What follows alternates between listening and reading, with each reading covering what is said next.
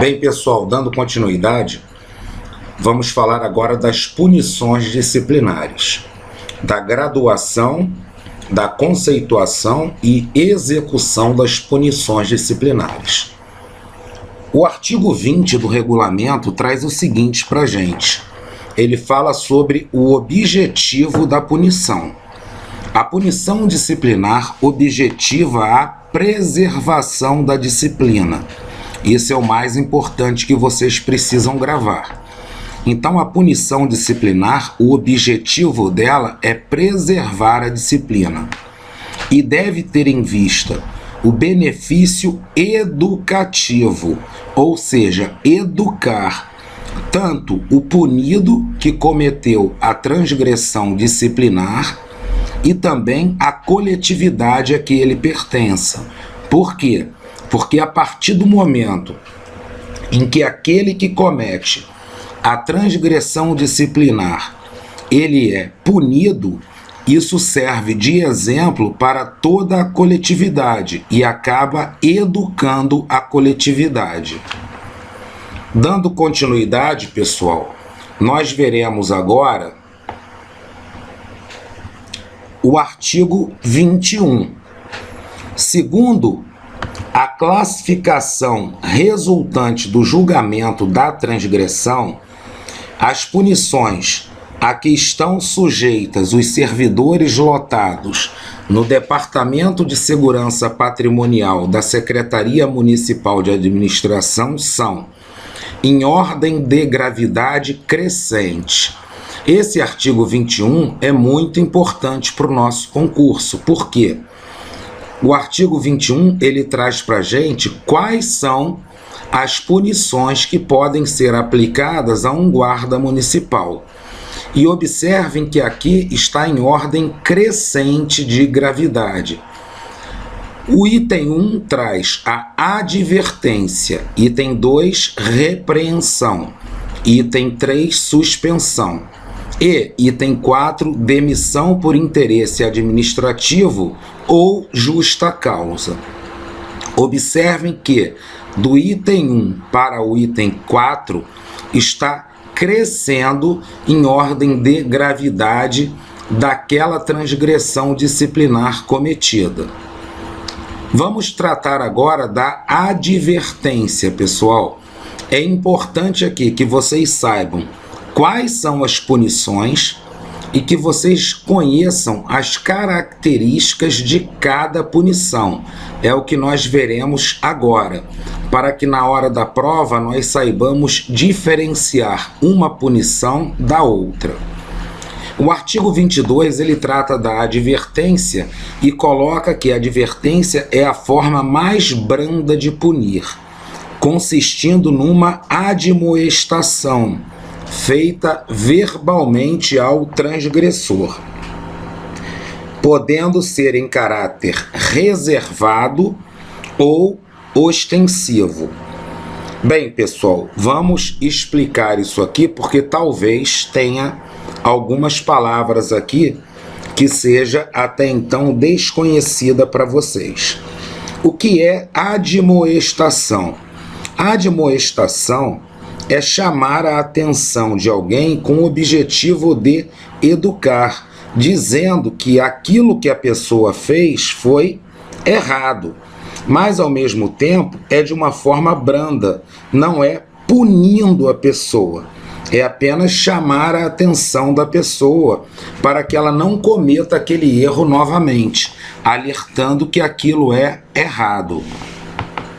E essa advertência pode ser em caráter reservado, ou seja, ninguém tomará conhecimento, ou ostensivo. Caráter ostensivo é aquela advertência que é feita de forma ostensiva, ou seja, vários tomam conhecimento que ela foi feita.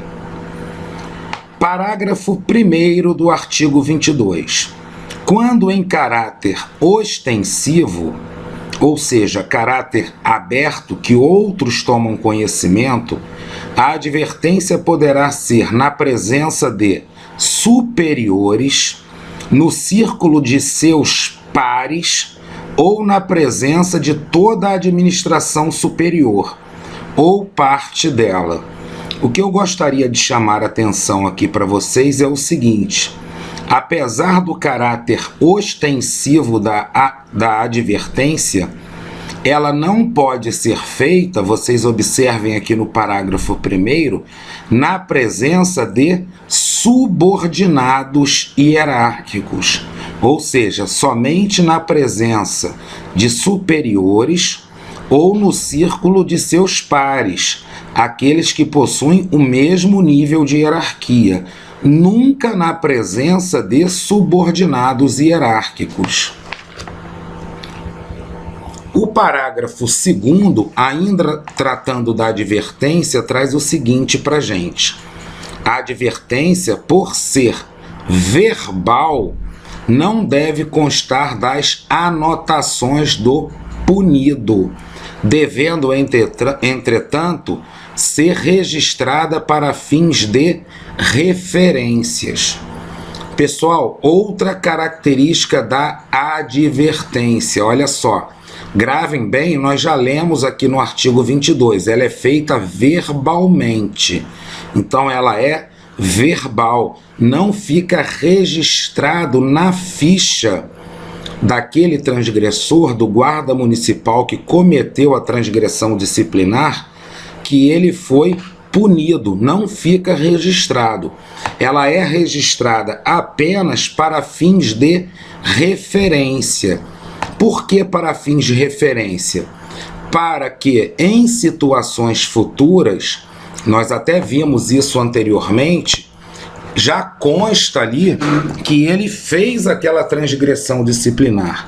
Então, em fazendo novamente, mesmo que tenha sido punido com advertência, mesmo que tenha sido punido verbalmente, isso vai ser considerado reincidência.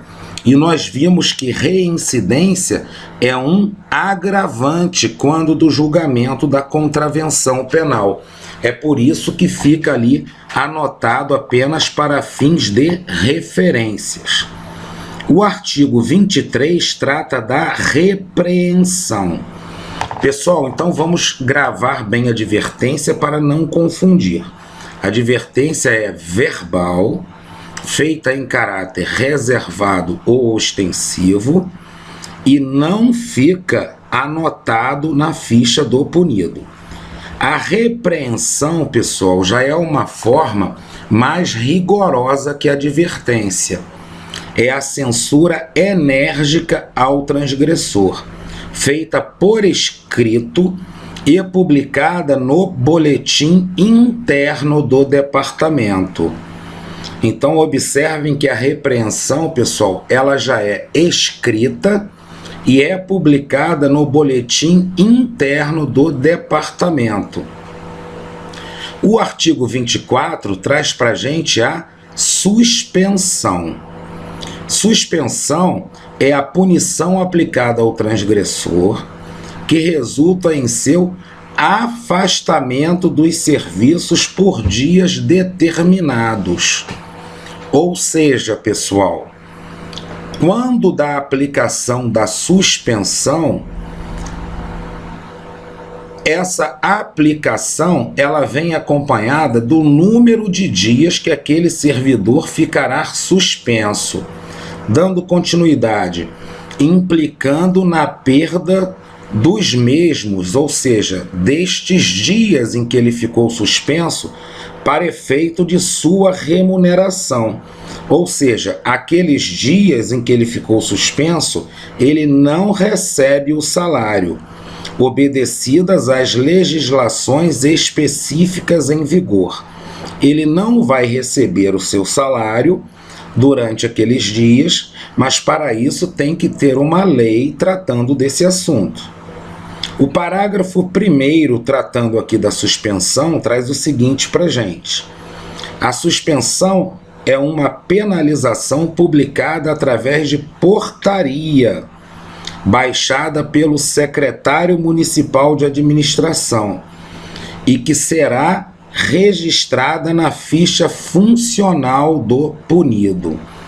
Pessoal, observem bem aqui uma coisa. Tanto a repreensão quanto a suspensão, elas serão feitas por escrito. Agora, a repreensão ela é publicada no boletim interno do departamento.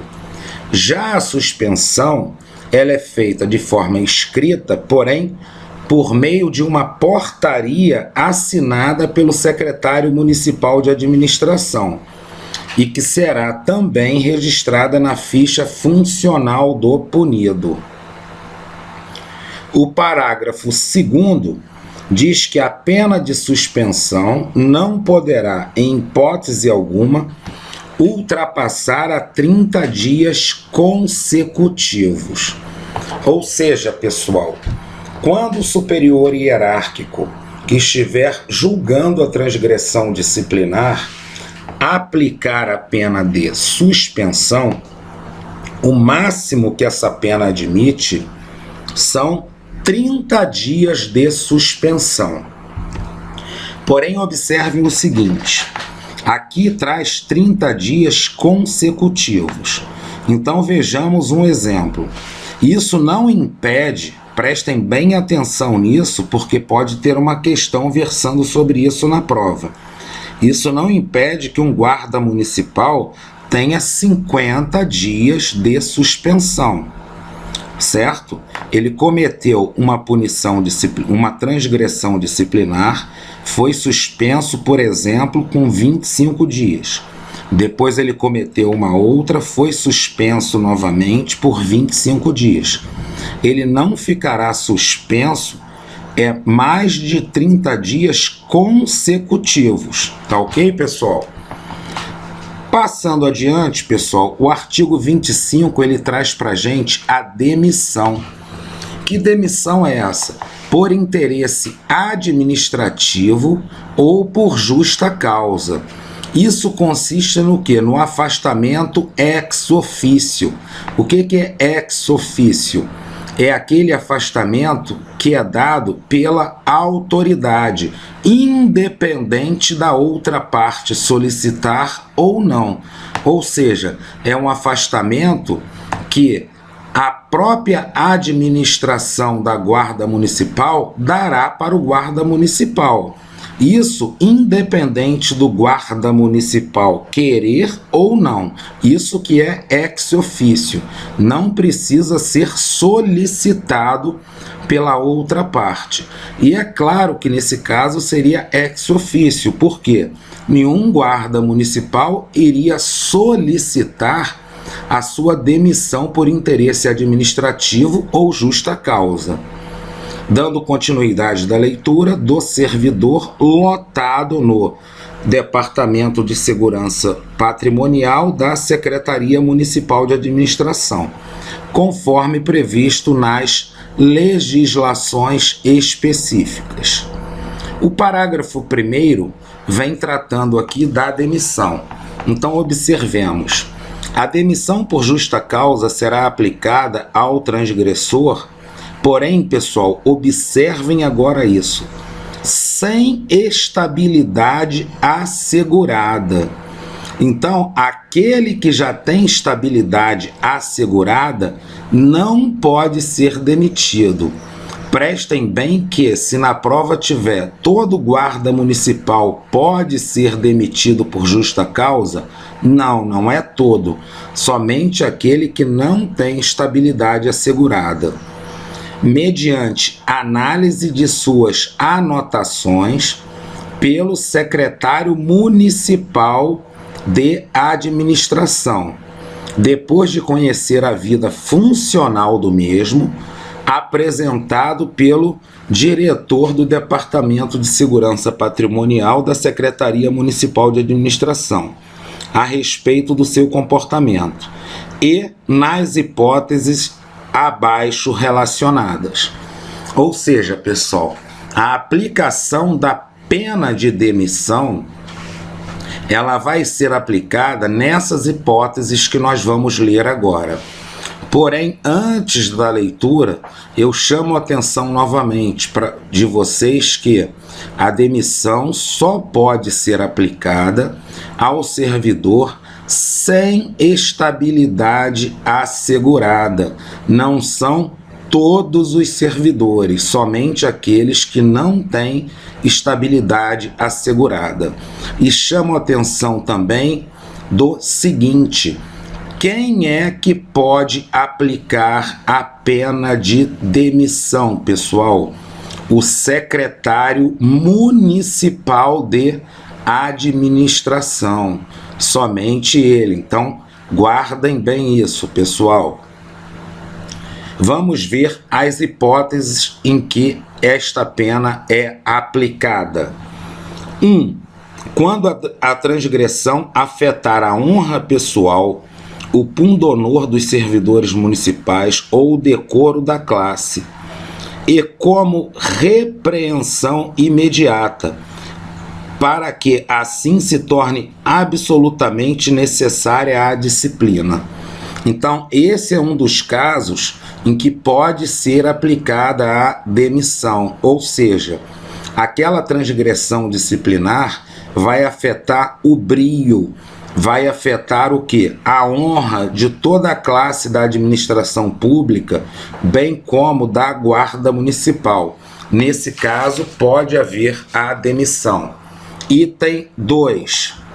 Quando o servidor lotado no departamento, no comportamento mau, ou seja, já existe ali a anotação na ficha dele de mau comportamento, se verificar a impossibilidade de melhoria do comportamento, como está prescrito neste regulamento.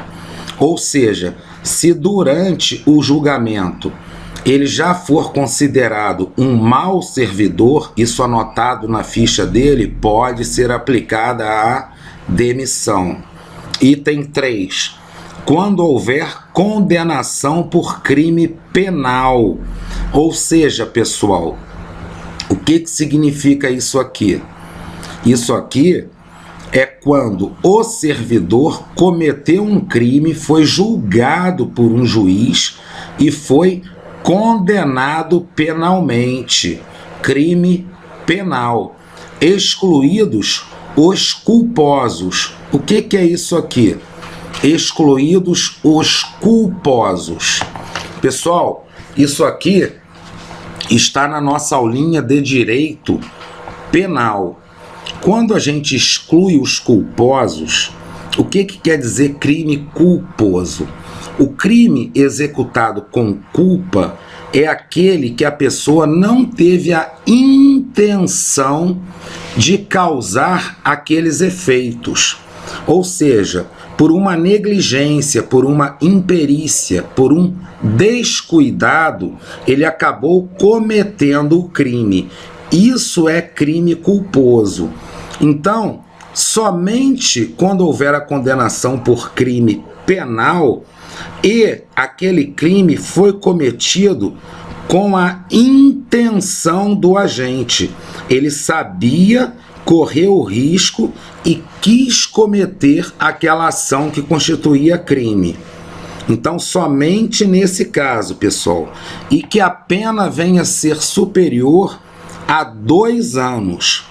Então, pessoal, quando houver a condenação, a pena for superior a 2 anos e o crime for doloso, ou seja, o agente sabia que estava cometendo um crime e quis cometer aquele crime, sabia o que estava fazendo, nesse caso será demitido. Dando continuidade à leitura, não se configurando quanto à tolerância da pena os crimes por uso e tráfico de drogas e contrabandos. Ou seja, pessoal, o que quer dizer isso aqui? Observem bem. Aqui é dito o seguinte, que a pena tem que ser superior a 2 anos. Porém, se o crime for por uso de drogas ou tráfico de drogas e contrabandos, independente da duração da pena, vai haver a demissão, pessoal. Então, crime por uso e tráfico de drogas e contrabandos, se for condenado, vai ser demitido, independente se a pena for superior ou não a 2 anos. Item 4. Quando houver prática de crime comum, apurado por inquérito, excluídos os culposos. Ou seja, o que é isso aqui, pessoal? Observem que aqui não houve condenação nesse item 4.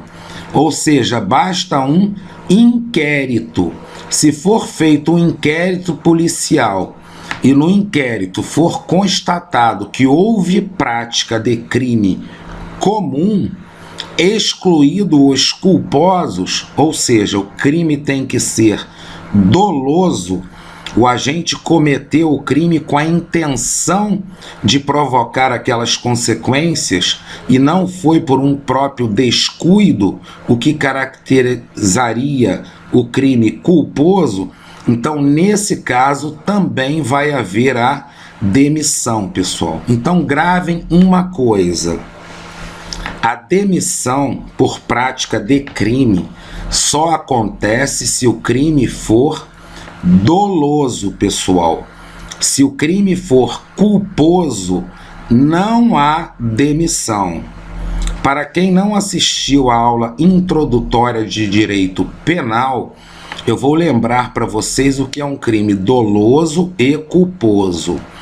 Crime doloso é aquele em que o agente sabia o que estava fazendo e fez com a intenção de provocar aquele resultado. Por exemplo, determinada pessoa quer atropelar outra pessoa. Então ela mira o carro na direção dessa pessoa, vai e atropela. Ela faz sabendo o que estava fazendo e querendo aquelas consequências. Já o crime culposo, não é isso que acontece. A pessoa está dirigindo, se distraiu e acaba atropelando uma pessoa, ou seja, não houve a intenção de atropelar. Isso que é crime culposo. Então, nos casos de crimes culposos, não há a pena de demissão, somente nos crimes dolosos. Tá ok, pessoal? Agora nós entraremos no capítulo 2, a aplicação da pena, que nós já veremos na próxima aula.